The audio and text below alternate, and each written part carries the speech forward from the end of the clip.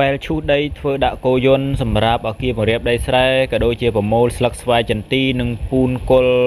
ស្វាយចន្ទីនេះគឺធ្វើចិត្តហើយធ្វើប្រើប្រាស់សាកល្បងខ្លួនឯងទេបើបងប្អូនយើងមានចំណាប់អារម្មណ៍ចង់យកទៅប្រើប្រាស់ឲ្យអាចកំងបានជាងរត់យើងខ្ញុំទទួលបាទធ្វើ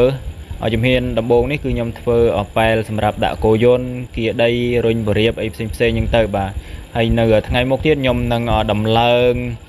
បាទសើយវាយដីបំពាក់ទៅលើគោយន្តផងដែរបាទហើយកាលណាយើងមានការអភិវឌ្ឍឬក៏យើងចេះកែច្នៃទៅធ្វើឲ្យគ្រឿងកសិកម្មលក្ខណៈគ្រួសាររបស់យើងគឺមានភាពងាយស្រួលបើយើងនៅតែប្រើប្រាស់លក្ខណៈបុរាណទៀតវានឹងយឺតយ៉ាវហើយហត់នឿយហើយបងប្អូនខ្លះគាត់ថាធ្វើរុញមិនកើតមិនខ្លាំងខ្ញុំទទួលស្គាល់ថាវាមិនខ្លាំងដូចត្រាក់ទ័រទេតែយើងប្រើមកសមត្ថភាពតាមលក្ខណៈគោយន្តណាបាទយើងឃើញគោយន្តអូសឈើរាប់សិបគីបរួចតម្រាំមករុញដីប៉ុណ្ណឹងថារុញមិនរួចយ៉ាងម៉េច